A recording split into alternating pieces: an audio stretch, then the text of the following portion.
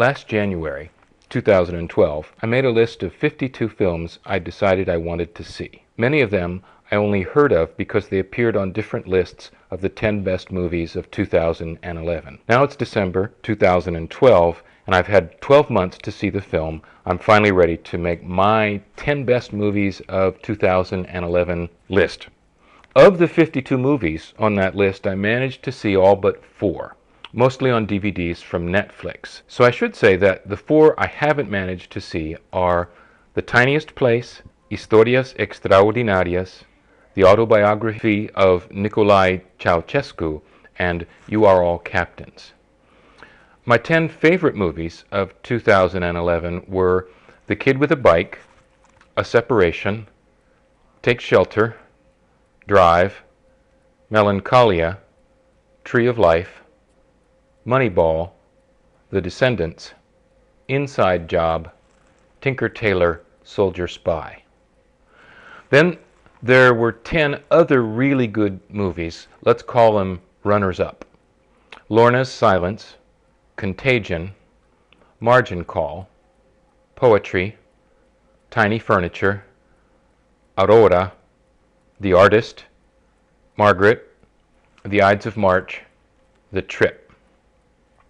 And then there were 29 other movies from 2011 that I liked a lot, and I'm glad I saw. We need to talk about Kevin, Coriolanus, Into the Abyss, Hugo, Tabloid, Terry, Incendies, Meek's Cutoff, Midnight in Paris, Cave of Forgotten Dreams, Nostalgia for the Light, Lincoln Lawyer, Armadillo, Certified Copy, Uncle Boonmee, Who Can Recall His Past Lives, Win-Win, Cyrus, Cedar Rapids, Pina, The Interrupters, Tyrannosaur, Martha Marcy May Marlene, Last Train Home, Headless Woman, Miss Bala, Young Adult, Bellflower, Higher Ground, Le Havre.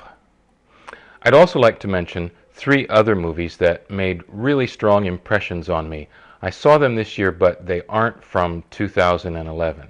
First, Andrei Rublev from 1966, Tarkovsky's movie about itinerant Russian monks in the Middle Ages who go from monastery to monastery painting frescoes. Even if you don't like the beginning, I'd recommend watching the last episode, The Bell, which is only 45 minutes long. It's one of the greatest things I've ever seen.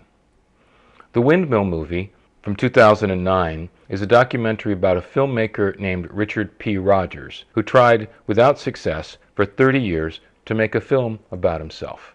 But finally, he just couldn't bring himself to make a film about a depressed rich kid from the South Shore of Long Island who complained about how hard his life was, which is how he saw himself. He died in his 50s, and his widow gave all the footage to one of his students, Alexander Ulk, who made this very touching tribute. It shows his faults, but it's also a much more tender and forgiving film than Rogers would have ever allowed himself to make. And finally, a movie called Dad's in Heaven with Nixon, made by the documentary filmmaker Tom Murray in 2010 about his brother, a 50-year-old man with autism.